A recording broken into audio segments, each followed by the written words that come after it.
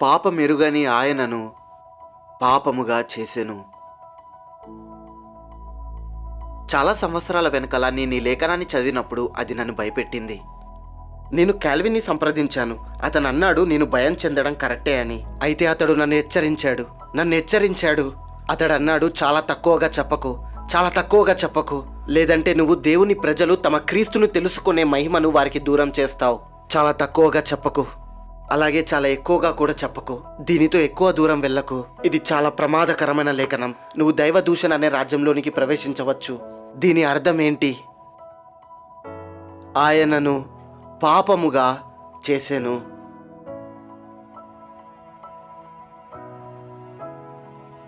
నేను ఈ జవాబును నమ్ముతున్నాను. దీనిని చాలామంది కూడా ధృవీకరించారు. ముఖ్యంగా మార్టిన్ లోయిడ్ జోన్స్ చెప్పినట్టుగా 21వ వచనం ఈ ప్రశ్నకు సమాధానం చెప్తుంది. క్రీస్తును పాపముగా చేసెను అంటే ఏంటి? మనం నీతిమంతులుగా చేయబడ్డామంటే ఏంటి అని లేఖనాన్ని చూడండి. ఎందుకనగా మనం ఆయన యందు దేవుని నీతి అగునట్లు పాపమెరుగని ఆయనను మన కోసము పాపముగా చేసెను. మనం క్రీస్తును విశ్వసించిన క్షణం మన అవినీతి స్వభావం అంతా మారిపోయి ఇంకా పరిపూర్ణ జీవులుగా మారిపోయేలా అలాంటి ఏదో కృపతో నింపబడ్డామా? ఖచ్చితంగా కాదు. అయితే మనం క్రీస్తును విశ్వసించినప్పుడు ఏం జరుగుతుంది? మనకు నీతి ఆరోపించబడుతుంది. ఇప్పుడు నా భాషను చాలా జాగ్రత్తగా అర్థం చేసుకోండి, ఎందుకంటే నేను ఒక పదాన్ని జోడించబోతున్నాను. దానిని తరచుగా మనం విని ఉండాం. క్రీస్తుపై మనం విశ్వాసం ఉంచిన క్షణం మనం లీగల్గా లేదా ఫారెన్సికల్లీ దేవుని ఎదుట నీతిమంతులుగా తీర్చబడతాం. మరియు అలానే మనలను ఆయనతో నీతిమంతులుగా వ్యవహరిస్తాడు అన్న పదాన్ని మర్చిపోకండి, ఎందుకంటే అది సిలువను అర్థం చేసుకోవడానికి ముఖ్యమైనది. క్రీస్తును విశ్వసించిన క్షణం దేవుని సింహాసనం ఎదుట మనం లీగల్గా నీతిమంతులుగా తీర్చబడతాం. మరియు దేవుడు మనలను ఆయనతో నీతిమంతులుగా వ్యవహరిస్తాడు. దేవుని ప్రేమగల క్రమశిక్షణలో ఆ క్రైస్తవుడు ఉన్నప్పటికీ అది ఆయన మనలను నీతిమంతులుగా వ్యవహరిస్తున్నాడు అన్న సందర్భంలోనే ఉంటుంది. అది ఒక న్యాయాధిపతిలాగా కాదు, ఒక తండ్రిలాగా. కాబట్టి ఎలా క్రీస్తు పాపముగా అయ్యాడు? ఆ శిలువ పైన దేవుని ప్రజల యొక్క పాపాలు ఆయన మీద మోపబడ్డాయి. ఆయన లీగల్గా దోషి అని ప్రకటింపబడ్డాడు మరియు ఆయన అలానే వ్యవహరించబడ్డాడు. ఇది మిమ్మల్ని భయపెడుతూ వణికించట్లేదు అంటే మరలా దేవుని గుణలక్షణాల గురించి సరి అయిన అవగాహన లేకపోవడం వల్లే. ఒక పరిపూర్ణమైన పరిశుద్ధ దేవుడు పాపిని పాపిగా వ్యవహరిస్తే అది భయానికం కన్నా మించినది. అదేదో డాంటే ఇన్ఫెర్నో లాగా తప్పుడు మోసపుచ్చే శిక్ష లేదా ఉగ్రత వంటిది కాదు. అది దుష్టత్వానికి వ్యతిరేకంగా నిలబడి ఉన్న గుడ్డితనాన్ని కలుగజేసే దేవుని తెల్లని పరిశుద్ధత. మీరు చూసారా? ఆయన పాపముగా అయ్యాడు. ఇప్పుడు దానిని అర్థం చేసుకోవడం మనకు చాలా కష్టమైనది. ఎందుకు? మనం పాపంలో గర్భం ధరించబడ్డాం, మనం పాపంలో పుట్టాం, పాపపు పెదవులు గల మన ప్రజల నుంచి వచ్చాం. నీళ్లు త్రాగినట్టు దుష్టత్వాన్ని త్రాగుతాం. అలాంటి మనం ఎలా అర్థం చేసుకోగలము? ఒక పరిపూర్ణ పరిశుద్ధుడైన దేవుని కుమారుడు ఎవరైతే తండ్రితో ఎప్పుడు పరిపూర్ణ సంబంధం కలిగి ఉంటాడో ఆయన పాపంగా అయ్యాడు అంటే ఏంటో అది మనకెలా తెలుస్తుంది?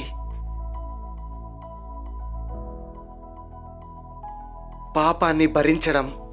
ఊహించుకోండి, మీ సంఘంలో ఒక సద్గుణ స్త్రీ ఉంది. లాస్ ఏంజలెస్లో సువార్త అందని వేశ్యలకు సేవ చేయాలని నిర్ణయించుకుంది. తన గురించి నీకు తెలిసినదంతా ఒక స్త్రీ ఎంత పవిత్రంగా ఉండాలో అలా ఉండేది అని.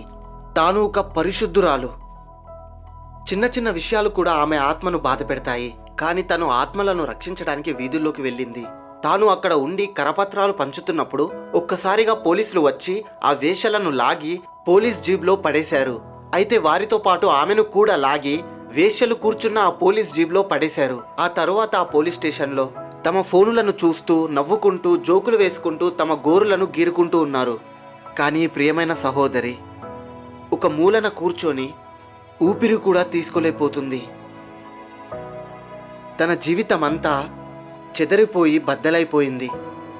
పురుషులు ఆమెను తాకడం, ఆమె పూర్తిగా తనను తాను కోల్పోయింది. తట్టుకోలేని ఉద్వేగం, తన మనసు నియంత్రణలో లేదు. అసలు ఇది కొంచెం కూడా పోల్చలేనిది. నిజం చెప్పాలి అంటే నేను దీనిని క్రీస్తుకు ఉదాహరణలాగా వాడకూడదు. ఆయన తన వధువు పాపాలు తన మీద వేసుకున్నప్పుడు క్రీస్తు ఏం అనుభవించాడో, ఏమయ్యాడో, ఏం వేదన చెందాడో అది చాలా దయనీయం. ముందుకు వెళ్దాం.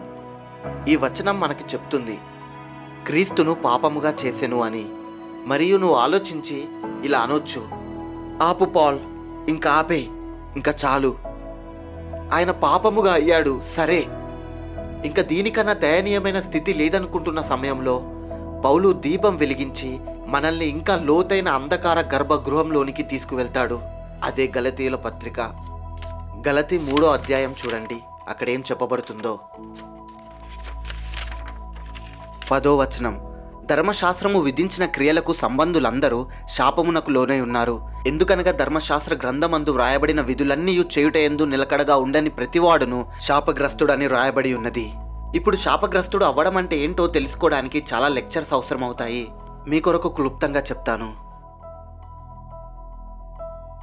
ఒక పాపి కేవలం దేవుడి ముందే పాపి కాదు, అతడు పరలోకంలో ఉన్న పరిశుద్ధమైన సృష్టి అంతటి ఎదుట కూడా పాపి. ఆ పాపి చివరిగా వినే మాటలు ఏంటంటే అతడు దేవుని ఎదుట చాలా నీచమైన వాడు, చాలా అసహ్యమైన వాడు. పాపి మొదటి అడుగు నరకంలో వేస్తున్నప్పుడు అతడు వినే చివరి మాటలు ఏంటంటే పరలోకమంతా, సృష్టి అంతా తన కాళ్ళపై నుంచోని దేవునికి చప్పట్లు కొడుతూ స్తుతించడం. ఎందుకంటే దేవుడు అతనిని భూమి నుండి తొలగించినందుకు. మరియు 13వ వచనం, క్రీస్తు మన కోసము శాపమై మనలను ధర్మశాస్త్రము యొక్క శాపము నుండి విమోచించెను. ఇందును గూర్చి మ్రాను మీద వ్రేలాడిన ప్రతివాడును శాపగ్రస్తుడు అని వ్రాయబడి ఉన్నది. నేను ఈ లేఖనాన్ని చాలాసార్లు చదివాను, కానీ స్పందన లేని నా హృదయాన్ని చూసి నేనెప్పుడు ఆశ్చర్యపోకుండా ఉండలేదు. ఈ సత్యపు వెలుగులో నేనెలా ఇంకా ఊపిరి తీసుకోగలుగుతున్నాను? ఏంటి నా రక్షకుడు, ఏంటి నీ రక్షకుడు మన కోసం చేశాడు? ఓ జెంటిల్ మ్యాన్, నువ్వు చూసావా? తీమోతికి రాస్తూ పౌలు చెప్పింది సత్యమే. దైవభక్తిని గూర్చిన మర్మము గొప్పదై ఉన్నది. ఇదే రక్షణకు మూలం. రోమా 1:16, ఇదే సమస్త నిజమైన భక్తికి మూలం. ఒకవేళ ఇది నీ మూల ఆధారం కాకపోతే నీ భక్తి విగ్రహం నుండి పుట్టుకొస్తున్నట్టు. మనం భక్తిలో ఉండాలని, ఆయనకి ఇష్టలుగా ఉండాలని ప్రయత్నిస్తాము. ఎందుకంటే దీని గురించే, ఎందుకంటే సువార్త గురించే, ఎందుకంటే ఆయన ఏం చేశాడో దానిని బట్టే. ఇదే మిషనరీలను తయారు చేస్తుంది, ఇదే వీధులలో సువార్త ప్రసంగికులుగా చేస్తుంది. ఇదే మనలను మౌనంగా ఉండేలాగా చెయ్యదు. ఆయన ఒక శాపగ్రస్తుడయ్యాడు. ధన్యవచనాలలో మనకు ఆశీర్వాదాలు ఉన్నాయా లేవా? దేవుని రాజ్యము, దేవుని చూచెదరు. కాబట్టి ఒక విధంగా శాపం అనేది మనం ధన్యవచనాలలో ఏం చూస్తున్నామో దానికి వ్యతిరేకంగా అవుతుంది. కాబట్టి వాటిని తిరిగి రాద్దాం. వినండి, ధన్యులకు పరలోక రాజ్యం ఇవ్వబడుతుంది, శాపగ్రస్తులకు ప్రవేశం లేదు. ధన్యులు దైవికమైన ఓదార్పును పొందెదరు, శాపగ్రస్తులు దేవుని ఉగ్రతకు పాత్రులు. ధన్యులు భూలోకంను స్వతంత్రించుకొందురు, శాపగ్రస్తులు కొట్టివేయబడుదురు. ధన్యులు తృప్తిపరచబడుదురు, శాపగ్రస్తులు దయనీయ స్థితిలో దురావస్థలో ఉందురు. ధన్యులు కనికరము పొందుదురు, శాపగ్రస్తులు కనికరము లేకుండా ఖండించబడతారు. ధన్యులు దేవుని చూచెదరు, శాపగ్రస్తులు ఆయన సన్నిధి నుండి కొట్టివేయబడతారు. ధన్యులు దేవుని కుమారులు కుమార్తెలు అనబడుదురు, శాపగ్రస్తులు అవమానముగా తిరస్కరించబడుదురు.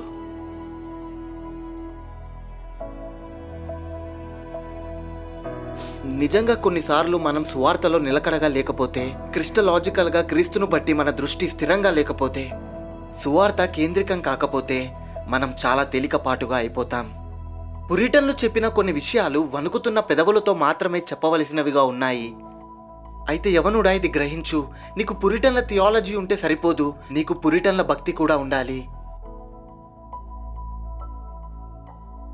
ఒక వణికే పెదవులు.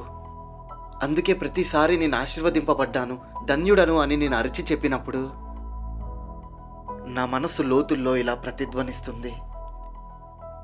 అది ఆయన శపింపబడినందుకే అని. ప్రతి సహాయం, ప్రతి జాలి, ప్రతి కనికరం, ప్రతి దయ వెల ఇచ్చి కొనబడినదే. కాబట్టి ప్రతి దేవుని వరం మన హృదయంలో సేకరించి శాశ్వతమైన ముద్రతో, మైనముకు మించిన ముద్రతో ముద్రించాలి. ప్రతిదీ ఆయన రక్తము చేత కొనబడిందే. ప్రతిదీ ఆయన శ్రమ ద్వారా కొనబడిందే. అందుకే మనం ఎక్కువ సంతోషము గలవారం, అలానే ఎక్కువ విరిగిపోయిన ప్రజలం, అంతా ఒక్క సమయంలోనే. నేనిప్పుడు వెళ్ళాలనుకుంటున్నాను. మీరు దీనిని తీయాల్సిన అవసరం లేదు, మనకు సమయం లేదు.